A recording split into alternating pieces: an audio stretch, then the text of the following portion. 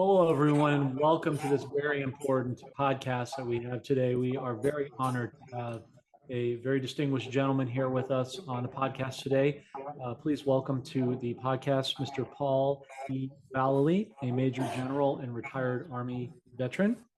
He's going to be sharing with all of his wisdom and insights as to his background, how it relates to modern times, and the recent election, and preparations that we need to make for this, and his plans as he sees it for President Trump going forward. If you are new to the podcast, please do like, subscribe, and share, as it will help others to grow in the knowledge that you're being afforded. Now we will read, as we always do with our first-time guests, Mr. Valley's, Major General's extensive bio. Major General Paul E. Vallely was born in Dubois, Pennsylvania, served a distinguished career of 31 years in the U.S. Army before retiring as a Deputy Commanding General of the U.S. Army Pacific in Honolulu, Hawaii in 1992. General Vallely graduated from the U.S. Military Academy at West Point and earned his commission in the Army in 1961. General Vallely is a graduate of the Infantry School Ranger and Airborne Schools, Jump Master Schools, the Command and General Staff Schools, the Industrial College of the Armed Forces, as well as the Army War College. His combat service in Vietnam included positions as company commander, intelligence officer, operations officer, military advisor, as well as aide de camp. He has over 15 years experience in special operations, psychological operations, as well as civil military operations. After serving in 2 combat tours in Vietnam, he also served in several other overseas theaters in Europe, as well as the Pacific Rim countries. Mr. Vallely served on U.S. security assistance missions and on civilian military relations tours in Europe, Japan, Korea, Thailand, Syria, Iraq, Kuwait, Turkey, Israel, Indonesia, and Central America. He has served as a consultant to the commanding general of the Special Operations Command, as well as the DoD Anti-Drug and Counterterrorism Task Forces. He also designed and developed the Host Nation Support Program in the Pacific for the DoD and the State Department. Mr. Vallely has been on radio and television for many years, most notably serving as a senior military analyst for the Fox News Channel from 2001 to 2008. He is a guest lecturer on multiple issues, including national security, international politics, economics, strategic planning, U.S. foreign policy, and the global war against radical Islam, as well as many other threats to America. He and Lieutenant Thomas McInerney co-authored the book Endgame, Blueprint for Victory for Winning the War on Terror.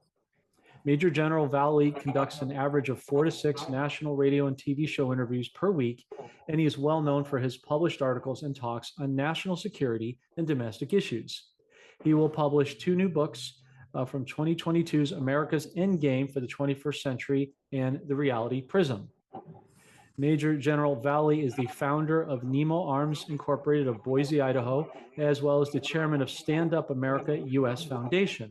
He also chairs the Legacy National Security Advisory Group and is a founding member of the Citizens Commission on National Security. He led fact-finding missions into Syria with his team, once traveling deep inside the Syrian war zone to Aleppo. Additionally, during that period, he co-chaired 2 separate delegations to Cairo in Egypt in order to meet with President El-Sisi, as well as his senior staff. During a speaking engagement in Moscow in 2017, he facilitated the first meeting between Putin and Trump.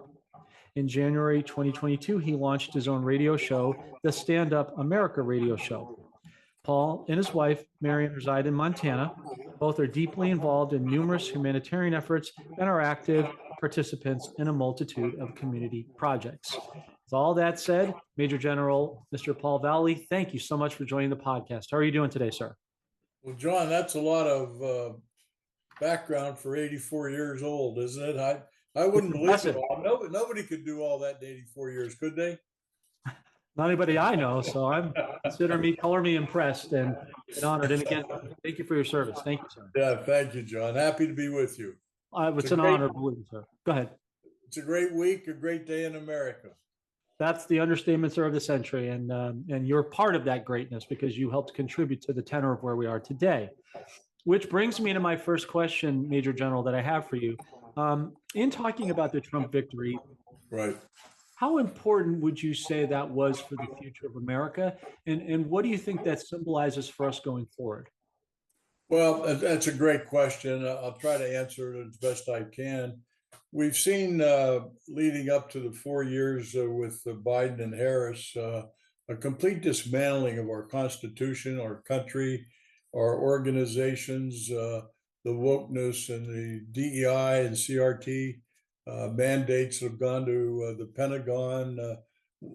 We've seen a military capability that and as I've said before, we really haven't won a war since World War II.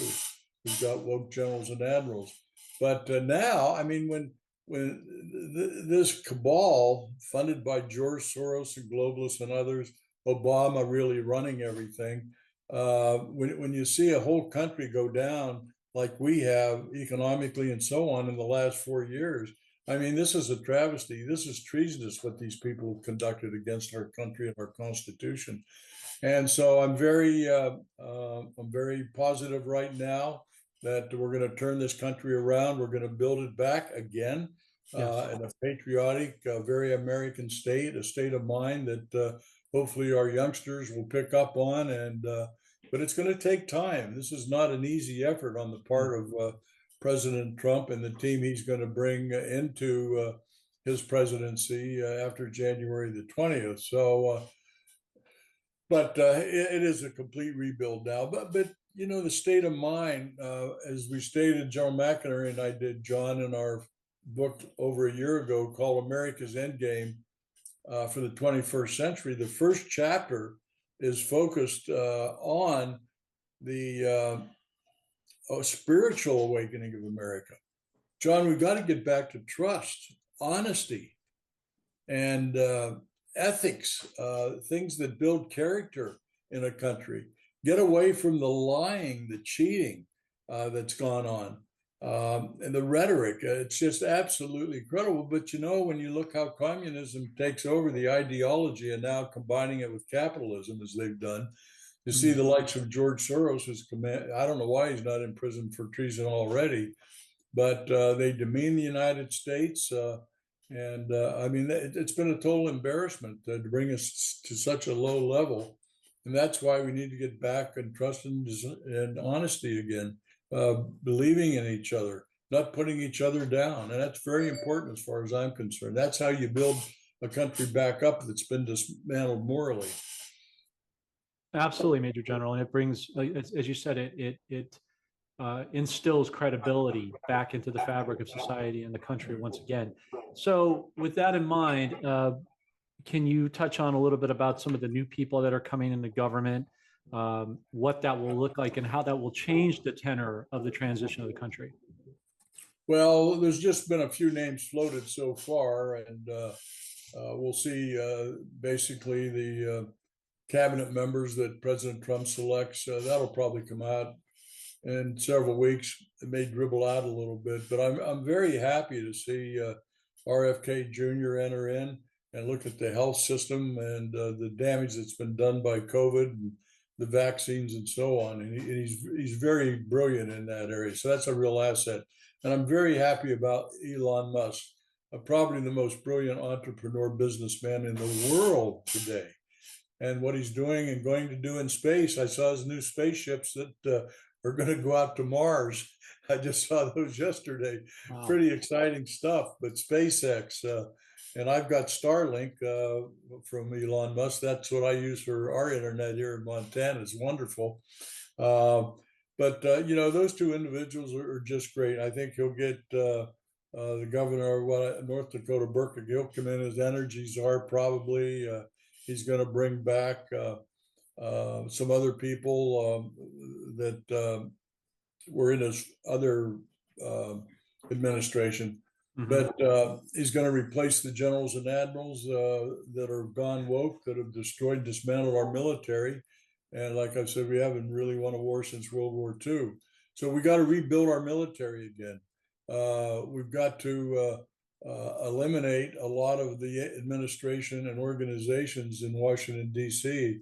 The suggested movement of many of those that are in the swamp, move them out throughout the United States. We don't need all of those organizations in Washington, D.C. And so one of the things that we're recommending that we sent to President Trump to initiate anyhow, we feel all of our congressmen and senators should spend 2/3 of their time in their state. We don't need them full time in Washington with all the digital communications platforms we have today. They can vote, but they need to be in their states. It's never meant that these senators and congressmen take full residence in Washington, D.C. There they get, what would you say, tainted by these defense organizations and other organizations that they buy their time, they buy their support and so on.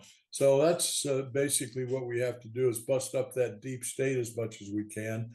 And, some of the organizations that need to be redone, the FBI and CIA. The CIA, we're calling it the Intelligence Services of America, and they just deal with overseas intelligence. But they've gotten involved in so many coups overseas, things they shouldn't be doing. We want good intelligence of what's happening around the world. The same thing with the FBI. I'd close it down on Friday and I'd open up something else on Monday morning. And it could be called the Investigative Services of America, where they really investigate crime, fraud, and so on. So that whole rethinking has to be done. I'd do away with the Department of Homeland Security. Take those assets that were there before the Border Patrol, ICE, and so on, and I would reallocate them basically into their older organizations, which work very fine. We got to rebuild the Secret Service so we have confidence that they can protect our officials in government. So those are a lot of things. There's a lot of moving pieces, a lot of dominoes, John. And I think this time Trump has learned from the first administration that he needs really good, solid people and not politicians. He needs doers. And that's why I think his new cabinet will take a whole new look, a new look for the American people. Qualified people, not politicians, looking at the reality of our country. And that's one of my books I wrote, Reality Prism. I could talk a little bit about that if you'd like. Please. Yes, Major John, that'd be great. On one of my trips that I co-delegated to Cairo, Egypt, after the second revolution in Egypt, the first revolution was Mubarak, who was replaced. The second revolution basically replaced a Muslim Brotherhood, Forzi, and then General al-Sisi had not taken over the presidency yet. So I was with him in his office with about 12 other generals, and he was very mad. And one of the major generals, Egyptian major generals, said to me, says, after 40 years, why would you turn on us? Well, Obama and our House representatives cut off military aid. And so General al-Sisi went on, he said, I've got all these requirements, but you're not sending me parts, ammunition, everything you promised to send as an ally of 40 years. And he said, I've got to Sinai, I've got to work with Israel there. I've got failing states to my south, Somalia, to my west, Libya. I've got to rebuild an economy. I've got the Suez Canal and the major flow of merchant vessel traffic through there. And he turned to me. I was about 8 feet from him. This is really interesting. And he said to me, why does America seem to always make its decision looking through a political prism rather than a reality prism? And anyhow, I said, that's brilliant. He's absolutely right. In Washington, we make political decisions. We don't look at the reality of the situation and try to solve it. And so anyhow, on the way back with with my delegation, it inspired me to write a book, and it's called Reality Prism, and that's on Amazon or on our website at standupamericaus.org. But that was an epiphany for me to listen to an individual like that that understood that you have to look through the reality prism to solve problems. Anyhow, short story, but true, and just made a lot of sense to me. It's fascinating, Major General Vallely, because many of us as civilians, that's as close as we're going to get to that room. So you're sort of describing an inner prism.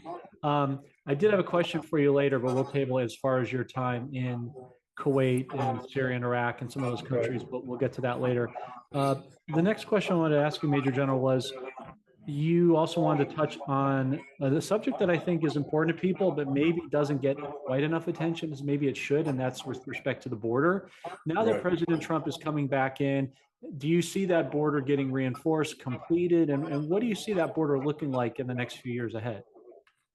Well, one of his first things on his list, probably of 3 or 5 bullet items, his first day, he will seal the border. In 2017, our foundation prepared a plan for the cartels and the border, and that was called Operation Sinaloa. And President Trump executed the defensive part of that plan, and that was a border wall, tightening up, restricting who's coming across, and so on. We had it pretty tight, and but we often felt, I'm looking at it from militarily, the cartels are an enemy of the United States. They're better militarized. They're militarized better than the Mexican army or armed forces. Mechanized vehicles, drones, helicopters, arms, equipment, and working with the Chinese Communist Party, they were an external threat, military threat to the United States. And then, of course, with the flow of fentanyl and drugs, sex trafficking. And so President Trump at that time didn't execute the offensive part of that operation that we gave him. And so I think he'll do it this time. And basically, we put together a special ops strategy plan to take down the cartels, which we knew we could take them down in 7 days. Cartels were only 4.5, 5 hours from the Texas border. All right. So the special ops, especially at about 2 o'clock in the morning, they're done in 7 days. They're out of business. At the same time, we stop all their banking movement of money transactions around the world. Again, we recommend now that President Trump take that initiative. Now, it was interesting, John. I had a senior officer, once he read my plan, excuse me, he said, well, that's a cross-border operation. I said, what the hell do you think Vietnam was? What do you think Afghanistan was? What do you think Iraq was? Was Syria? Cross-border operation. I couldn't believe the naivete of this senior officer would say, we can't do that. It's a cross-border operation. Or we have to declare them by Congress a terrorist organization. No, you don't. If they're a threat to the United States now, we can take action under our Constitution. We don't need any kind of legislation to take out an enemy. I mean, it's ridiculous how this thought process of these amateurs we have in Washington, D.C. now, CIA, FBI, Defense Department, and so on. So anyhow, I hate to be on my high horse, John, but these are looking at reality and how you solve these problems. That's what it's all about, problem solvers. And you Yes. don't do it politically. Anyhow. No, it's about being solution oriented, Major General. And you're absolutely right. And with your wisdom and cogency of the situation, I think you've earned the right to say the very least, with your sphere of influence, to be able to look, forward, backwards, and know what has worked in the past and what can work again. And some principles just never got a style, never got a fashion, and you've That's mentioned right. some of them already. Thank you for that, by the way, information on the border and the mechanics of the next phase of that. Moving to another topic I know was keen on your list, Major General, was the restructuring of the Pentagon. And Right. that's one I think is sort of I don't want to say an untapped topic, but you don't hear about it, I think, as much as we should.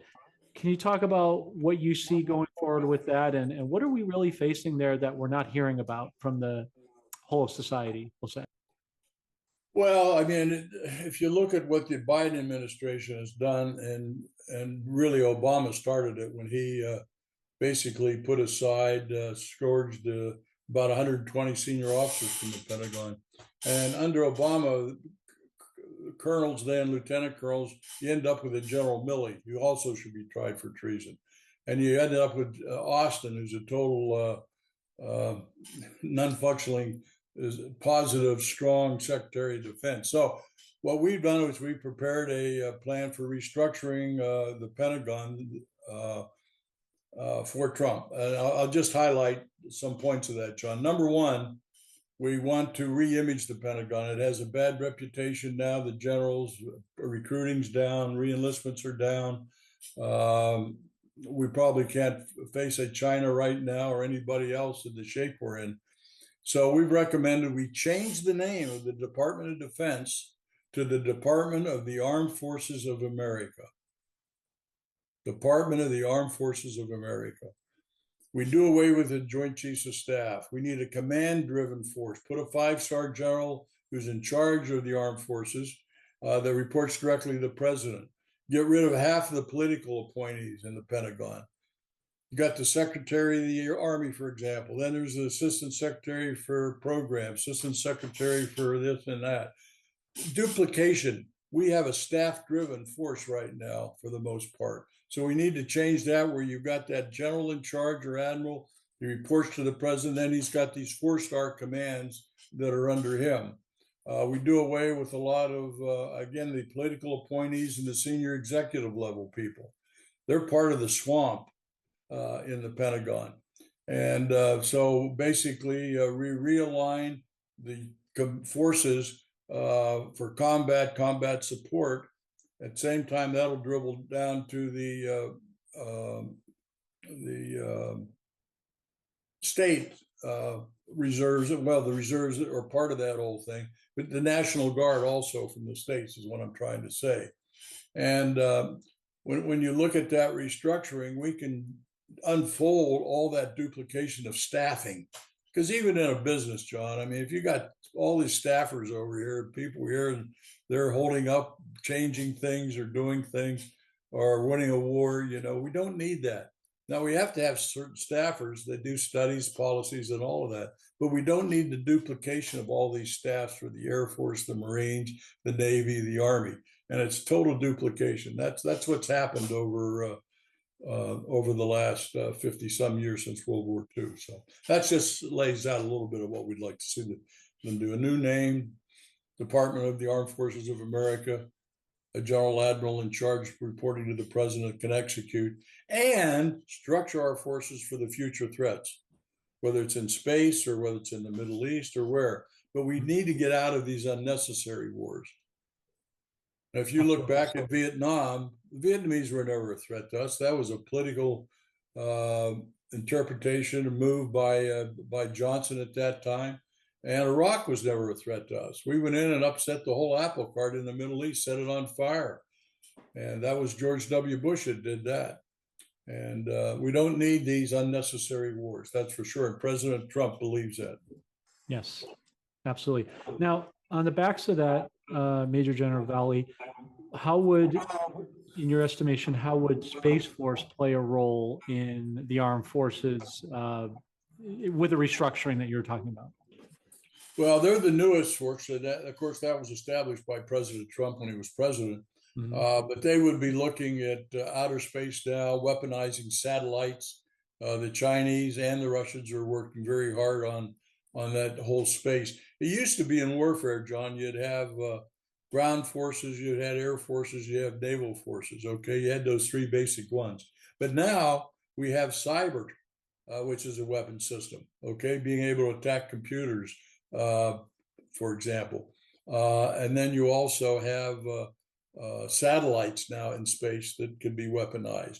I saw one rendition where one satellite had about 10 different location sites on that satellite that they could pop a nuclear weapon from over Manhattan, Los Angeles, wherever, shot down from space. Also, the capability to shoot down other space or satellites in space. So that's the fifth part of this whole thing. Now, the sixth part of warfare is biowarfare.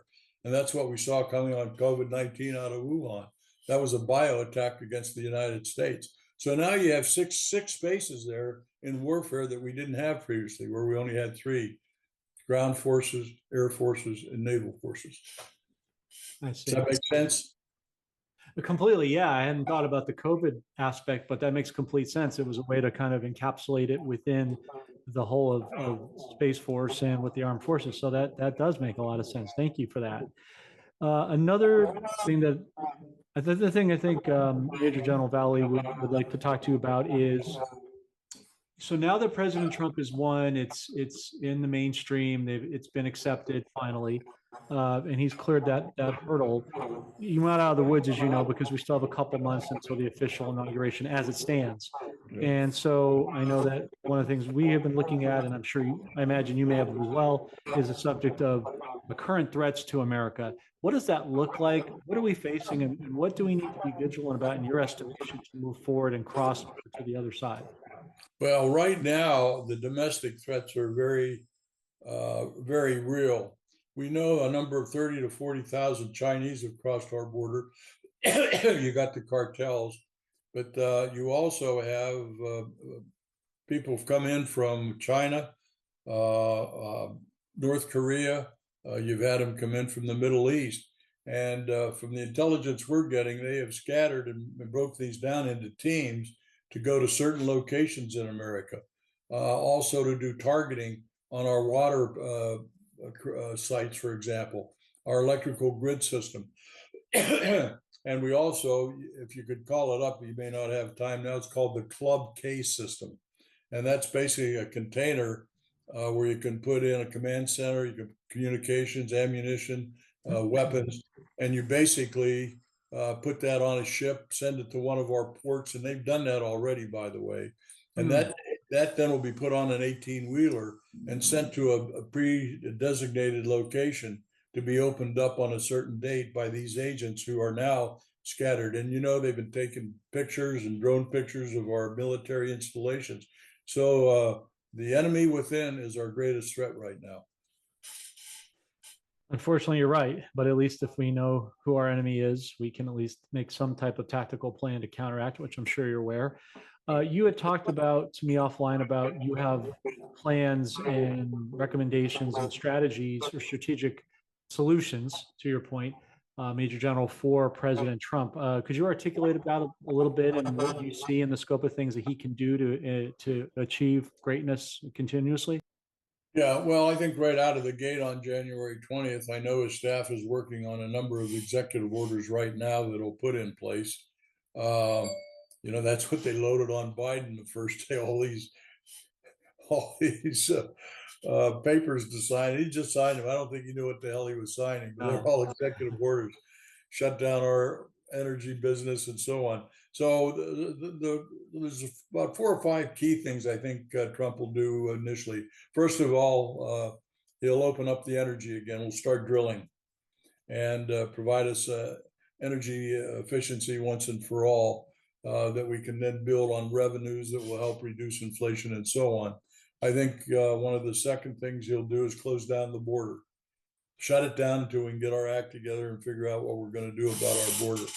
And the border, by the way, John, is just not the southern border. The Canadian border, for example, is very lots of holes up there. Lots of people have come through up there, but also our ports and our airplanes, our airports, our ports of entry. We know that, I don't know, maybe 20, 30,000 Chinese flew in from China to Juarez, Mexico, and they crossed the border into San Diego. A lot of people didn't know that. Yeah, they just bought the CCP, bought them tickets, flew to Tijuana, right across the border into San Diego County down there. Yeah. Wow. So these are a lot of the things that have happened, but America's been very naive for the most part. That's why we've got to get smart again and really make America first. So those are a couple of things I think Trump will do right away. Energy, the border. I think he'll start by replacing the generals and admirals that we have with competent people. One of the suggestions we made, he brings back 4 to 6 retired generals or admirals that understand strategy, who were basically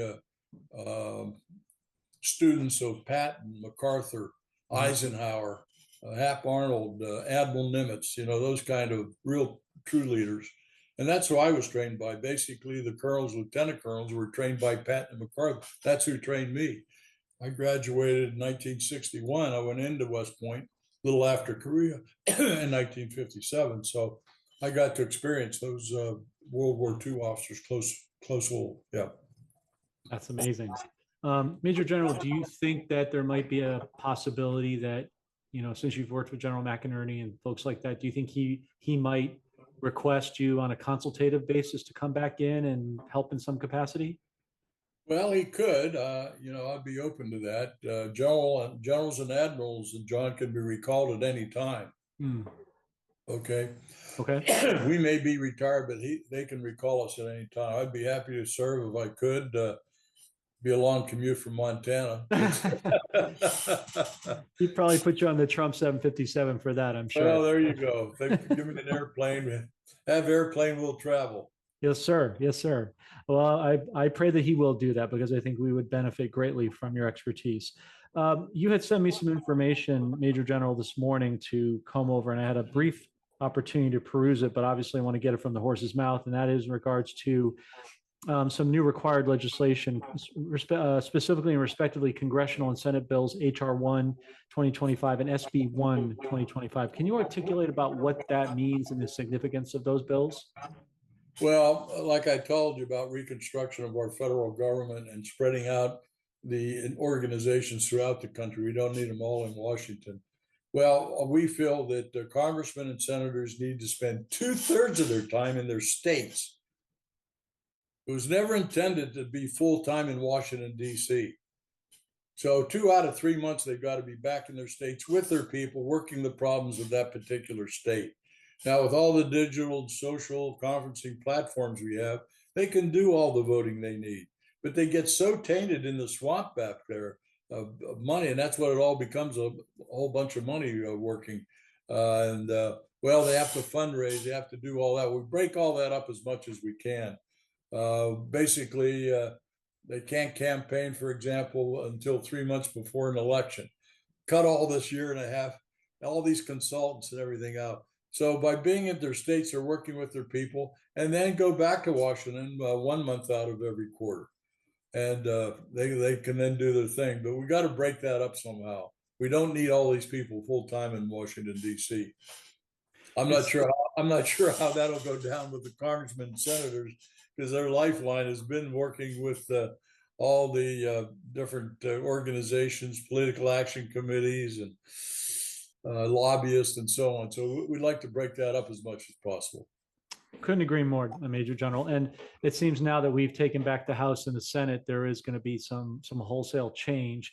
And I imagine I've heard Elon Musk that you mentioned talking about massively shrinking the size of government. So I guess that begets, Major General Vallely, the next question, which would be, uh, given your scope of experience, but also your, as you said, looking at the reality of things and not just the conceptualizing of things, as that gentleman was you were talking about earlier. Um, as we're shrinking down government, do you think that we are actually restoring the republic as part of this process? Yes, absolutely. Okay. Thank you. One of the other things, a lot of stuff in your resume was eye popping and was impressive. Of course, it speaks to your body of work and experience. But one of the things, I don't know if you're aware of our channel, but mostly what we tend to primarily focus is on is a blend between the geopolitical and the financial, specifically the wealth transfer for God's people, which we know President Trump is integrally a part of with respect to the gold standard, restoring precious metals as a constitutional sound money. And what I was referring to, Major General, was you spent, it said here, security assistance missions, civilian military relations tours in Europe, Japan. But what jumped out at me was countries like Kuwait and Iraq specifically. As you know, there's a lot of kerfuffle going on in the Middle East. Iraq is sort of under the radar. They're getting in a position to reinstate their currency, the dinar.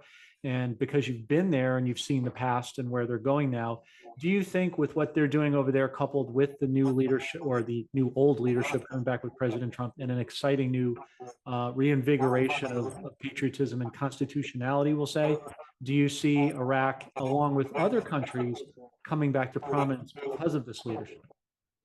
Well, I think what you have going on too is called BRICS. You're probably familiar with the new international financial Yes, sir. conglomerate, Brazil, Russia, India, China, 42 countries going to over 100 countries. And part of their mission was to devalue the dollar as much as they could and to come up with some digital or international currency that would be backed by gold and silver. And that's what we need to get. We need to get rid of our debt, 36 trillion dollars, our deficit of $6 trillion a year. Mm-hmm. And we've got to get rid of our debt. That's going to destroy that, and that's going to be a major short and long term objective of President Trump, to get the right financial people in there. But we need to get back where our currency is not a debt instrument; it's actually backed by real gold and silver. So I'm a big believer in that. You're going to see more on the digital currency, Bitcoin, and all of those different monetary Mhm. items that they're using there. So, but BRICS is basically going to replace the central banking system that's been in Europe for years. Yes, agreed. So, I totally concur with you. And Major General, also to that end, we believe that we know President Trump has been working with Putin, Xi, and Modi, and right, the embodiment of BRICS. So, right. with your experience in this, would it be fair to say that President Trump has been instrumental in orchestrating some of the BRICS behind the scenes, even when he stepped back into a different capacity? Well, I know he's been backing digital currency. He's a big believer in it. Hmm. I don't think he's been doing any maneuvering with the Chinese or Russians on BRICS yet. In fact, one of my people was in Kazan 2 weeks ago for the BRICS conference in Russia, Wow. and I got a good report from him last week when he came back. I wanted to make sure we had some influence over there during that, because I'm sure the State Department and others weren't invited. But I had one of my people invited, which was great. Right. Yeah, and Trump's a negotiator. I mean, he's gonna bring Putin in and Zelensky, and he's gonna settle that damn war in Ukraine, which has been a waste of U.S. dollars. Yeah. Uh, Putin will get his way. He'll get the four eastern provinces, which are pro-Russia anyhow, and historically Russia. Um, but and then we know China's still preparing to take Taiwan down, so that could be a whole other thing that President Trump's facing out there. But Correct. Biden, he never flew to really solve any problems. He'd go to these conferences in NATO and all over the place, Yeah. but he never said, "Well, I'm going to go sit down with Putin in Moscow." And by the way, I set up the first meeting between Putin and Trump in March of 2017 when I was in Moscow. A lot Want to of ask you about that, actually, if you don't mind. a lot of people don't know that. I also wrote the American First Papers in 2014 and sent that theme to Trump in 2016 along with Path to Glory from the Revolutionary War days. And they Wow. selected America First. So we've been involved with this whole thing for a number of years. And again, I retired in the early 90s along with Gerald McInerney. And then, of course, we were able to be hired as the first military officer strategist by Roger Ailes at Fox News in Mm, 1 week after 9/11. So, fascinating. yeah. Now let's talk about that, Major General, because that's actually something I wanted to ask you towards the end of this podcast, which was, and I'm glad you said it because I was going to say, correct me if I'm wrong, but my understanding in doing research with you and Brad is that you were integrally involved with President Trump and Putin on the football exchange. Is that correct? And if so, can you talk about that? No, I can't. Oh, okay, fair enough. That speaks volumes right there. Um, the other question that we get, also going back to where you were talking about the important subject of BRICS on the financial realm, is Right, there's this sort of, and I just wanted to get the fact from fiction from you because right. you sat in on, or you had people that were at the meeting, as you said. Is the U.S. going to be conjoined with BRICS, or are they keeping those separated? I don't know. That's so complex an issue. When you got the central bankers and central bank working out of Basel, Switzerland, you got the World Economic Forum out of Geneva, World Mhm. Health Organization, you got NATO unfolding, you've got European is his weakest position it's ever been in, and you continue to have the radical Islamists creating riots in Great Britain, France, no-go zones. You got new chancellor probably coming in Germany, but Europe's a mess. Yeah. Ever since they had Schengen, when they took down the borders of Europe, no passports, you could travel freely, and then you got that influx out of the Middle East. But I don't know. Europe needs great leaders, and they don't have them right now. Be curious to see, Major General, on that front, how much of an influence President Trump has in effectuating change over there, especially in places like Germany, which, as you know, was the blueprint for the WEF and many other corrupt Right. organizations. So it'll be interesting to see how all that plays out. Um, well, I mean, I think we've done a decent job because you could be here for days with your knowledge, emptying the vault. But I just turn it over to you at this point. Where can people find your organization, standupamerica.org? If you could talk about that, and also final thoughts that you have for the audience today. Yeah. Well, back around 2007, General McInerney and I formed the Stand Up America U.S. Foundation. So we've been around quite a while. We do a lot of studies. We do a lot of publications of articles and books, trying to piece together everything for the reader, whether they be an American or we have a lot of foreign readers. Our newsletter, headed up by Ray DiLorenzo, he's our national editor. That comes out every Friday, and you can sign up for our newsletter on the website. If you cursor down, you'll see your name, email, and so on. StandUpAmericaUS.org, StandUpAmericaUS.org. And that's basically how we flow information out to people. Our newsletter, by the way, John's opened up in 16 different foreign countries. Wow. So we have quite an influence out there, readership and support. And we're based, our whole organization is based on donations. So if you feel free, go to standupamericaus.org, donate to us. It'll be well worth your efforts. We do great things for America. So that's my pitch for support for our foundation. Great. And I apologize, Major General. I do have one last question for you. It kind of ties into final thoughts. From your experience, front lines, back lines, et cetera, and the lines in between, there's still, I think, some consternation for America in terms of, there's a collective sigh of relief, obviously, that happened this week, but then there's still this overarching thought about how do we transition from now till January. Do you foresee, Major General, it being a smooth transition of power for President Trump? And what do you think should be the tenor of most Americans' mood for this holiday period we're coming into? Well, I think the cabal of these left-wing ideologues that supported puppets, Obama, Biden, and Harris, no, they're not going to sit back. They're going to continue to fight in some way, whether they cause riots or protest demonstrations. We get hit inside with the threats I talked about. There's a lot of things that can occur between now and January the 20th. We'd actually recommended that the inauguration be moved up to next week because nobody's really in charge of our government now other than Obama. And he's running that from Colorado, his mansion there, about a mile from the White House. And he's been running everything since Biden was elected. So they're not going to sit back. So I think they're taking back now.